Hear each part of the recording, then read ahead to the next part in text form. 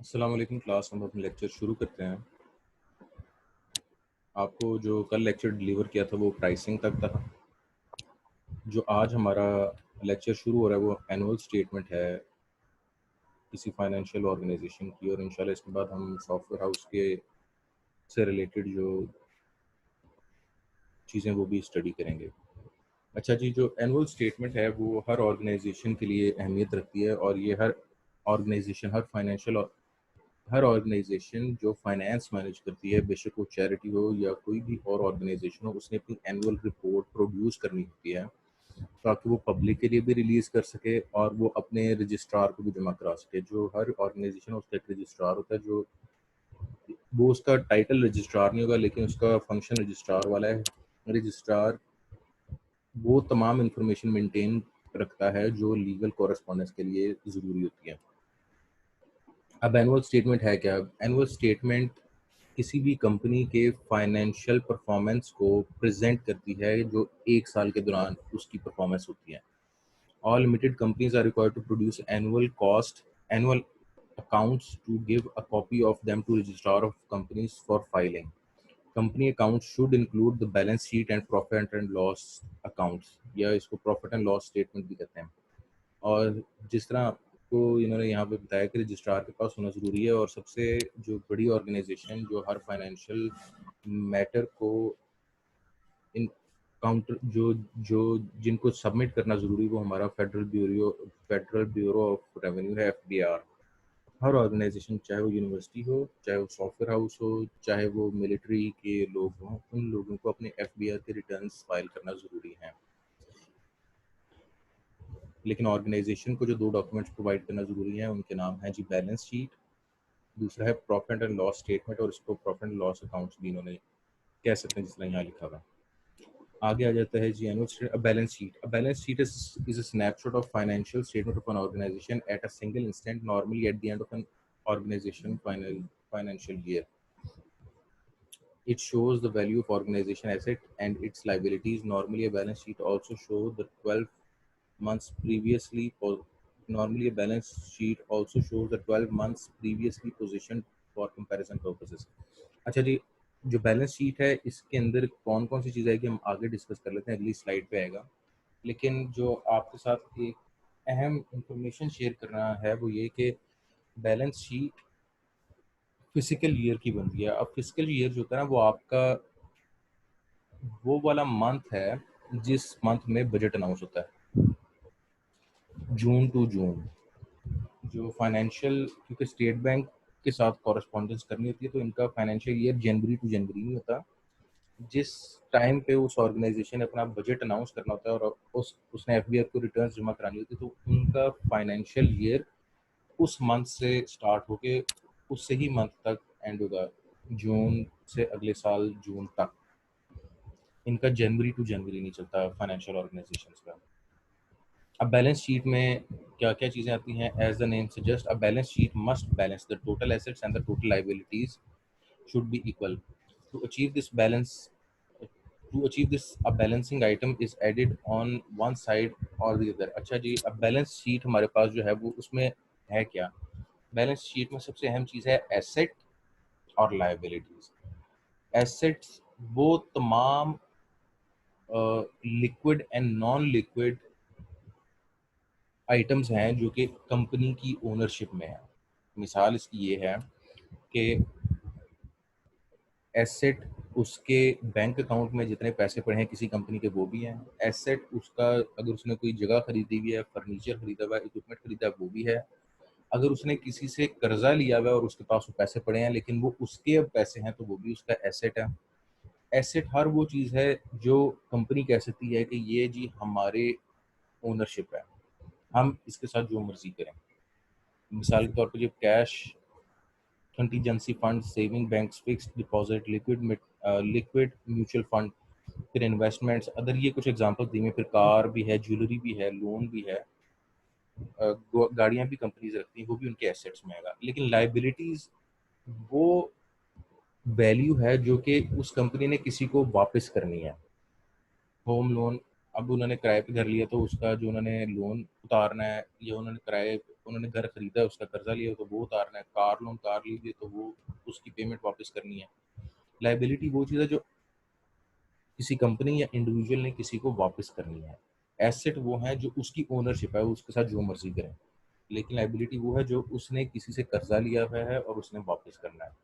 और फिर इन दोनों के डिफरेंस को जो है वो हम नेटवर्थ कहते हैं कि जी अच्छा इस बंदे की नेटवर्थ कितनी है। अगर आप जो आपने पैसे देने हैं वो आप माइनस कर दें जितने आपके पास टोटल एसेट्स हैं उसमें, तो आपकी नेटवर्थ निकलेगी कि इसके पास इतनी, इसकी इतनी नेटवर्थ है।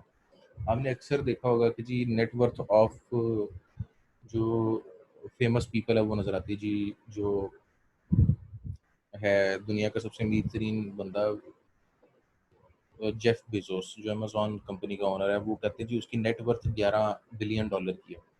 तो उसका मतलब ये है कि उसके जितने एसेट्स हैं और उसने जितना को जितने पैसे देने हैं, इसमें से इसको माइनस, यानी एसेट्स में से लाइबिलिटीज को माइनस कर दें तो उसकी नेटवर्थ निकलेगी। तो उसके पास जो अभी इस टाइम जो पैसे वो इस्तेमाल में ला सकता है वो $11 बिलियन है। अच्छा जी, उसके बाद आता है annual statement. A profit and loss account records the money received and money spent. It is also called income and expenditure account in case of a non profit making organisation. वापस आते हैं, ये जो हमारा एनुअल स्टेटमेंट्स हैं इसमें दो statements हैं, एक है बैलेंस शीट और एक है जी आपकी प्रॉफिट एंड लॉस स्टेटमेंट। ये मैं लिख देता हूँ यहाँ question, what are the to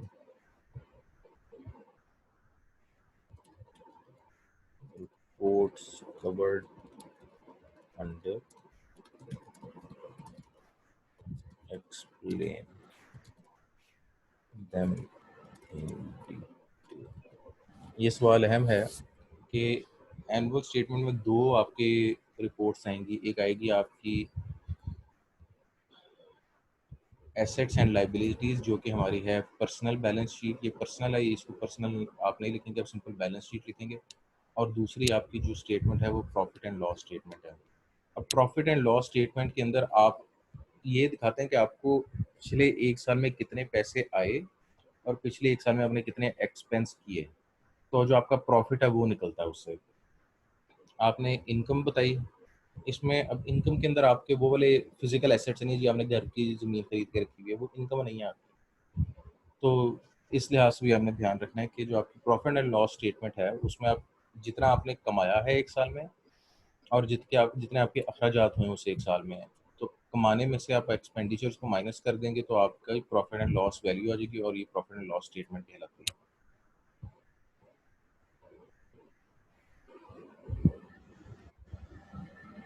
इसके बाद आता है जी हमारे पास कैपिटल एंड इट्स मेंटेनेंस।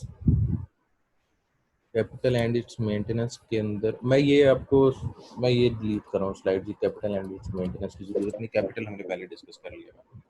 आगे आ जाता है ऑडिटिंग। ऑडिटिंग जो है वो एक बहुत अहम पार्ट है ऑर्गेनाइजेशन का, किसी भी ऑर्गेनाइजेशन का। क्योंकि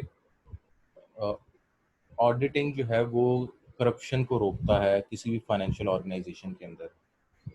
मुल्क के लेवल पर भी ऑडिटिंग होती है, नेशनल लेवल पर और ऑर्गेनाइजेशनल लेवल पर भी ऑडिटिंग होती है। अच्छा जी, auditing. Financial auditing is the process of examining an organisation's financial records to determine if they are accurate and in accordance with any applicable rules, regulations and laws. उन financial records का जो कि आप कोई भी कंपनी अपने registrar को जमा कराती है, रुपये एफबीआर को जमा करवाता है, कंपनी की जिम्मेदारी है कि वो जमा कराने से पहले अपना ऑडिट कर ले। क्योंकि अगर एफबीआर ने ऑडिट किया और उसमें घपला निकला तो जो कंपनी का लाइसेंस है वो मंसूख हो जाएगा। क्योंकि हर कंपनी बाउंड है उस मुल्क के रूल्स के मुताबिक अपने आप को प्रेजेंट करने के, अपने फाइनेंशियल्स को प्रेजेंट करने के। तो जो ऑडिटिंग है वो एक एग्जामिन करने का प्रोसेस है कि क्या आपके फाइनेंशियल जो डॉक्यूमेंटेशन या जो प्रोसेसेस हैं वो बाय लॉ हैं, यानी according to the law of the country हैं। आप इंटरनल ऑडिट भी करेंगे और उसके बाद आप जब वो डॉक्यूमेंट जमा कराएंगे तो वो कंपनी आपका एक्सटर्नल ऑडिट भी कर सकती है। The company account should be accompanied by auditors report. आपके जो तमाम अकाउंट डिटेल्स हैं वो साथ लगती हैं ऑडिटर्स रिपोर्ट के। Purpose of the report is to provide members of the company and public with assurance that the accounts give a true and fair view of the state of affair of the company। जो company है उसके accounts में और उसके financial transactions में कोई घपला नहीं है।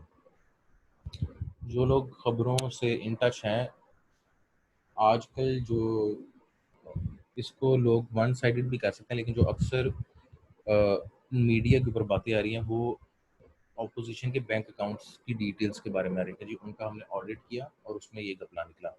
जहांगीर तरीन शुगर मिलों का हमने ऑडिट किया, उनमें ये घपला निकला। जो अभी शुगर इंक्वायरी रिपोर्ट आई है वो सारी बेसिकली ऑडिटिंग रिपोर्ट्स हैं।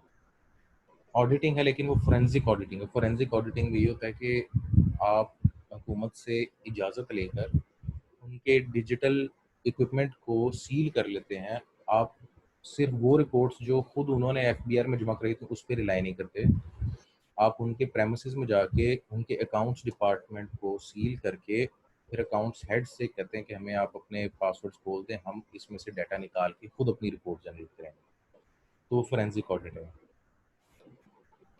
अच्छा जी, auditing it is not practicable, it is not practicable for auditors to check every financial transaction. They work by examining adequacy of the company's financial procedures, making detailed check on small sample of transactions and assets. जो financial procedures हैं वो auditors ये check करते हैं कि क्योंकि transactions का sample बहुत बड़ा हो, ट्रांजैक्शंस का वॉल्यूम बहुत बड़ा हो सकता है। कंपनी एक जो छोटी सी फाइनेंशियल कंपनी है वो एक दिन में तकरीबन को लाखों ट्रांजैक्शन कर देती, तो ऑडिटर अब एक लाख ट्रांजैक्शंस को तो नहीं चेक कर सकता, उसकी ये लिमिटेशन है। तो वो क्या करेगा, वो रैंडम सैम्पलिंग करेगा। रैंडम सैम्पलिंग ये होता है कि वो रैंडमली ट्रांजैक्शंस उठाकर क्रॉस चेक कर लेगा कि ये लीगली पाकिस्तान के कवानीन के मुताबिक हो रही हैं।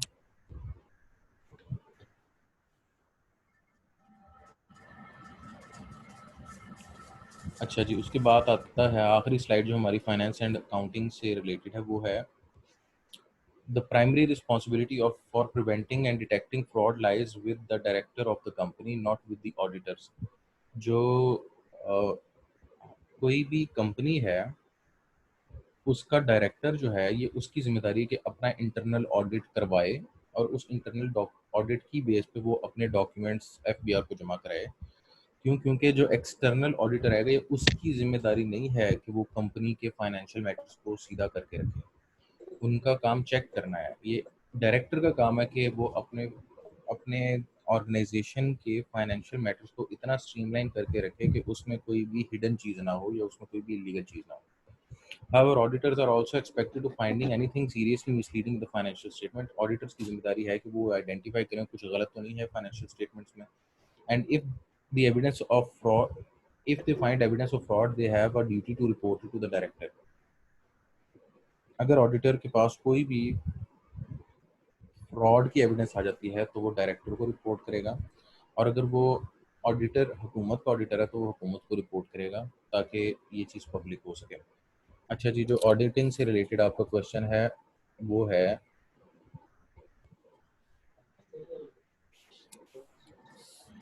Right a short note on auditing. इसमें आपने सारे पॉइंट्स जो आपने पिछली 3 स्लाइड्स में कवर किए वो आपने लिखे। अच्छा जी, इसके बाद हम अगले सेक्शन पे आ जाते हैं। अब हमारा फाइनेंशियल एंड अकाउंटिंग वाला सेक्शन कंप्लीट हो गया। हमारा अगला सेक्शन है anatomy of a software house. Anatomy of a software house के अंदर स्लाइड्स ज़्यादा हैं, यानी ये तकरीबन 49 तक मेरे ख्याल में जाएंगी, लेकिन इसमें तस्वीरें ज़्यादा हैं, तो मैं इंशाल्लाह इसको जल्दी कवर करूँगा। ये कोई इतनी मुश्किल स्लाइड्स नहीं है, ये सेक्शन इतना मुश्किल नहीं है एनाटमी ऑफ सॉफ्टवेयर हाउस वाला। चलिए,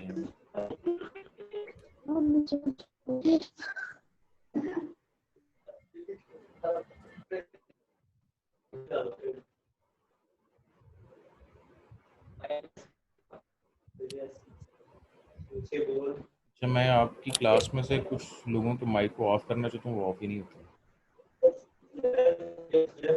जो मैडम है मरीम फातिमा, काइंडली अपना माइक ऑफ कर लें।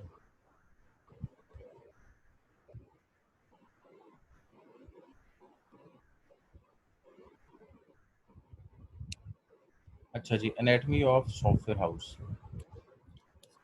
जो सॉफ्टवेयर हाउस है उस बेसिकली ये टाइटल इसका एनाटमी है, लेकिन इसमें हम कवर करेंगे anatomy software house, anatomy of typical software examples. Anatomy के अलावा भी हम कुछ चीज़ों को यहाँ पर डिस्कस करेंगे।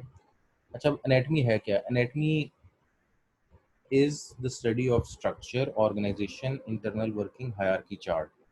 हायरार्की चार्ट, कोई भी ऑर्गेनाइजेशन हो उसके अंदर एक हायरार्की एग्जिस्ट करती है जो बेसिकली अथॉरिटी देती है ऑर्डर प्रोड्यूस और एग्जीक्यूशन को कंट्रोल करने की। जो सबसे निचले लेवल पर लोग होंगे वो एग्जीक्यूशन के अंदर सबसे हाई उनकी प्रायोरिटी होगी, लेकिन जैसे जैसे उस वो प्रमोट होके ऊपर जाएंगे वो उनकी ऑर्डर देने की कैपेसिटी बढ़ती जाएगी, उनकी एग्जीक्यूशन की कैपेसिटी कम होती जाएगी, लेकिन उनसे पूछ-गिछ का एलिमेंट बढ़ता जाएगा, क्योंकि जो जितना ऊपर होगा वो उतना ज़िम्मेदार होगा अपने पार्ट का, अपनी टीम का। उसकी टीम को जो टास्क असाइन किया गया है, वो उसका जो इम्प्लीमेंट करने वाला है या कोडर है वो ज़िम्मेदार नहीं है, वो टीम लीडर या मैनेजर ज़िम्मेदार है।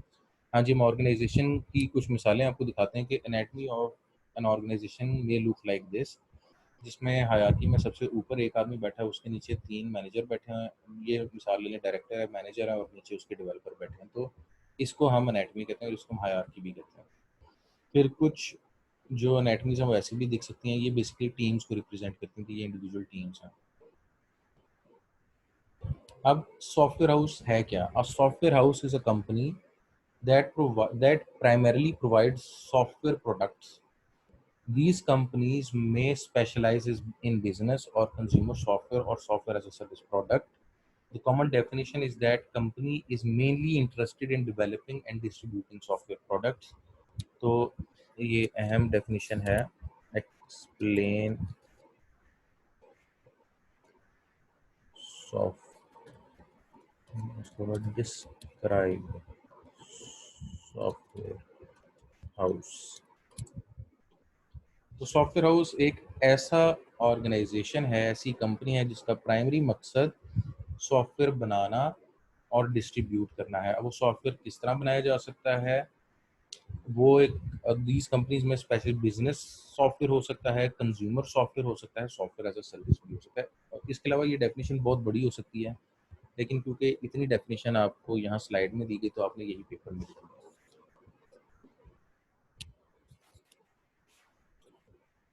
अच्छा जी, हम आगे चलते हैं।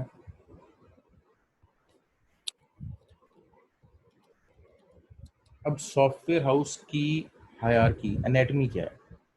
कोई भी सॉफ्टवेयर हाउस है ना, सबसे पहले उसमें स्टेक होल्डर हैं, उसमें शेयर होल्डर हैं। जिस तरह मैंने आपको मिसाल दी कि कंप्यूटर साइंस के 3 स्टूडेंट पास आउट हुए और उन्होंने सॉफ्टवेयर हाउस बनाया और उन्होंने आपस में शेयर रख लिया 33% और 1% उन्होंने सरमुराद को दे दिया। तो ये हो गया स्टेक होल्डर। अब ये माशाल्लाह सॉफ्टवेयर हाउस इतना अच्छा चला कि ये एक बहुत बड़ी कंपनी बन गई। तो अब ये जो चारों लोग हैं ना, जिन्होंने सॉफ्टवेयर हाउस शुरू किया था, वो सॉफ्टवेयर ना बनाने में, ना मैन्युफैक्चर में कहीं पे इन्वॉल्व नहीं है। उन्होंने एक प्रोफेशनल टीम रख ली है जिसको हम बोर्ड ऑफ डायरेक्टर्स कहते हैं। बोर्ड ऑफ डायरेक्टर्स जो है वो इलेक्टेड बाय स्टेक होल्डर्स हैं, लेकिन स्टेक होल्डर्स की जिम्मेदारी नहीं है सॉफ्टवेयर हाउस को चलाना। बोर्ड ऑफ डायरेक्टर्स की जिम्मेदारी है कि वो सॉफ्टवेयर हाउस को चलाएं। जो बोर्ड ऑफ डायरेक्टर्स हैं, क्योंकि वो प्रोफेशनल हैं और उनकी जिम्मेदारी है कंपनी चलाना, तो वो अपनी ऑर्गेनाइजेशन के अंदर, अगर एक सॉफ्टवेयर हाउस है तो उसके अंदर मुख्तलिफ डिपार्टमेंट्स हो सकते हैं। उसमें मार्केटिंग का डिपार्टमेंट हो सकता है, उसमें सेल्स का डिपार्टमेंट हो सकता है, उसमें क्लाइंट सर्विसेज हो सकती हैं, उसमें सॉफ्टवेयर डेवलपमेंट हो सकती है, उसमें फाइनेंस एंड एडमिनिस्ट्रेशन हो सकती है। ये सारे डिपार्टमेंट्स के चीफ एग्जीक्यूटिव होते हैं। चीफ एग्जीक्यूटिव होता है जो इन डिपार्टमेंट का इंडिविजुअल हेड है। Chief executive officer of marketing, chief executive sales officer, chief executive client service officer, chief executive software developer, chief executive finance. ये चीफ एग्जीक्यूटिव जो है वो अपने डिपार्टमेंट का हेड है, लेकिन बोर्ड ऑफ डायरेक्टर जो है वो इन चीफ एग्जीक्यूटिव्स को सेलेक्ट भी कर सकते हैं, डीसेलेक्ट भी कर सकते हैं, उनको टास्क भी साइन कर सकते हैं, उनकी प्रोग्रेस भी इवेलुएट कर सकते हैं। और हर डिपार्टमेंट में फिर नीचे लोग बैठे हैं जो उनके वर्कर्स हैं, उनकी अपनी, यानी हर डिपार्टमेंट की अपनी एक इंडिविजुअल हायरार्की भी हो सकती है जी। ये हेड मार्केटिंग है, हेड मार्केटिंग के बाद जी सीनियर असिस्टेंट मार्केटिंग, फिर असिस्टेंट मार्केटिंग, फिर जो है एंटरनी मार्केटिंग। तो इसके अंदर हर डिपार्टमेंट के अंदर अपनी हायरार्की एग्जिस्ट कर सकती है।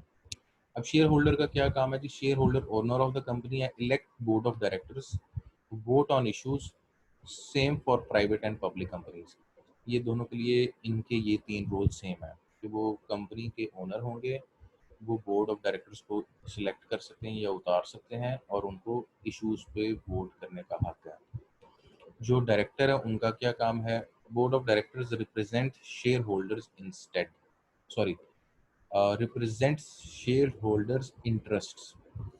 जो बोर्ड ऑफ डायरेक्टर हैं वो काम करेंगे जो स्टेक होल्डर्स की डिमांड होगी। और जब एक कंपनी बहुत मैच्योर हो जाती है ना और स्टेक होल्डर्स बाहर निकल आते हैं, वो कंपनी को नहीं चला रहे होते, तो 99% स्टेक होल्डर्स की, सिर्फ शेयर होल्डर्स की सिर्फ और सिर्फ एक डिमांड होती है, एक इंटरेस्ट होता है कि मुनाफा बढ़ता जाए। और उनका ज़्यादातर किसी चीज़ में इंटरवेंशन करने का रोल नहीं होता, ना ही उनका कोई दिल होता है कि मैं ये जिम्मेदारी हूँ।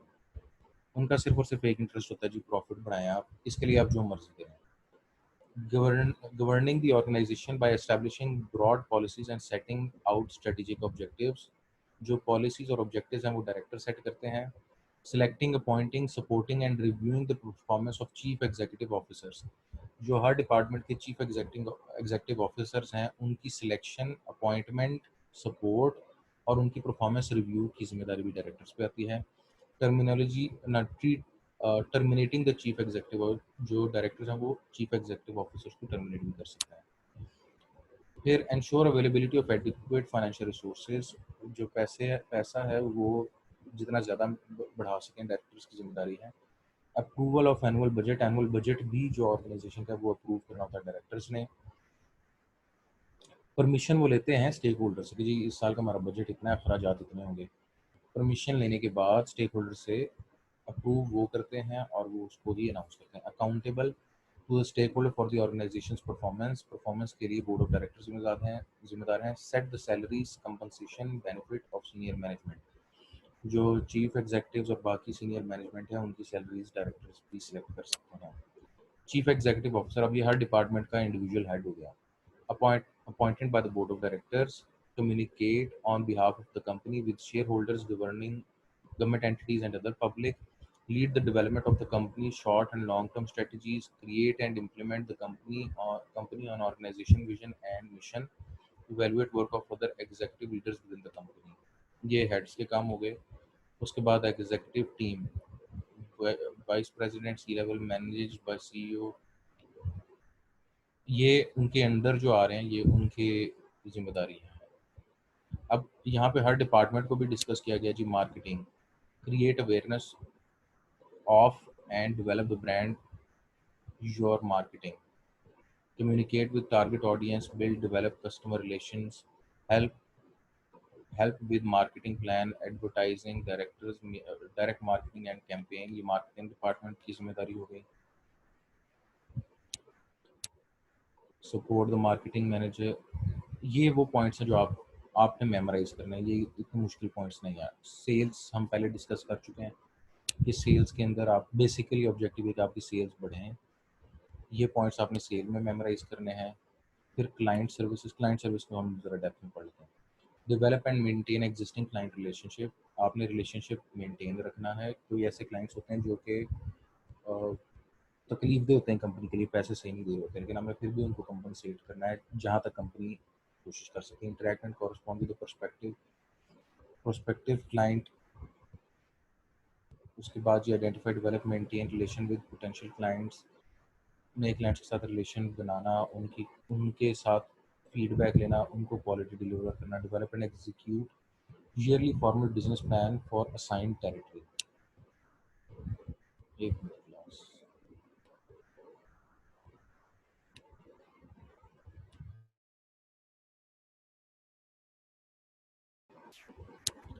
अच्छा जी, उसके बाद आ जाता है हमारे पास software development. Develop, manage and prepare best software development team, guide, coach and mentor software developer, development engineers, provide project management and technical leadership for every aspect of software, prepare life cycle of different project, inclusion of research, design and development, evaluation, testing and फिर उसके बाद है जी software development. Further है finance, जो finance है वो financial चीज़ों को जो कंपनी की है वो मैनेज करेगा डिपार्टमेंट। अच्छा, अब ये हमने इस चीज़ को एंड कर दिया है। ये एक मिसाल दी है जी, ये एक सॉफ्टवेयर हाउस है जो ये सर्विसेज प्रोवाइड कर रहा है अपने क्लाइंट्स को, और उसकी हायरार्की ये है। तो ये आप इस स्लाइड पे फोकस ना भी करें तो ये पेपर के लिए इतना अहम नहीं है, लेकिन जो पेपर के लिए अहम है मैं वो क्वेश्चन लिख लेता हूँ, और ये एक बड़ा क्वेश्चन है।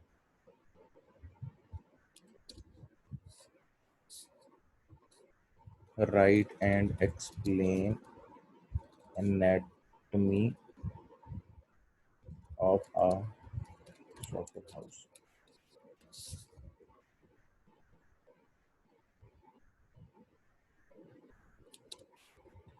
अब इसमें स्लाइड 31 से लेके स्लाइड 45,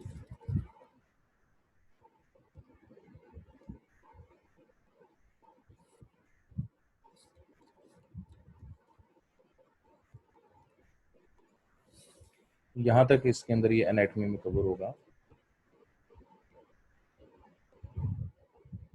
ये कॉन्सेप्ट्स आसान है लेकिन ये आपको मेमोराइज करना होगा, ठीक है। और ये एक पेपर का अहम सवाल है कि जी write and explain anatomy of a software house, जिसमें आप ये डायग्राम बनाएंगे और फिर इस डायग्राम के अंदर एक एक एलिमेंट को आपको एक्सप्लेन करना होगा रिटन फॉर्म में। क्लास यहाँ पे मैं लेक्चर एंड करता हूँ। इंशाल्लाह अब हम कल जो है वो अगला सेक्शन स्टार्ट करेंगे जो कि है कंप्यूटर कॉन्ट्रैक्ट्स।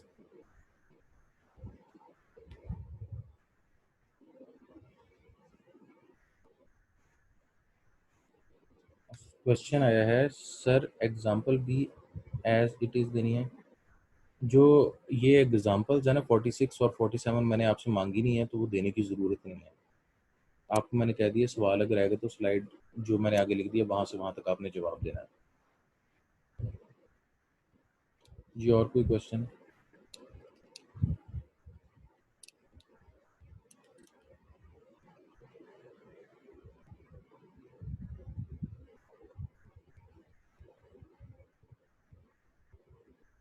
चलें क्लास में फिर अब लेक्चर एंड करता हूँ। अल्लाह पाक आपको, आपके घर वालों को अपनी हिफाजत में रखे, और आप अगर किसी पे भी मुश्किल वक्त है उसको आसान करें।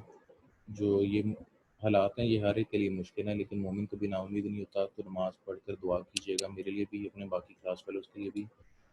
फिर इंशाल्लाह कल मुलाकात होती है। अल्लाह हाफ़िज़।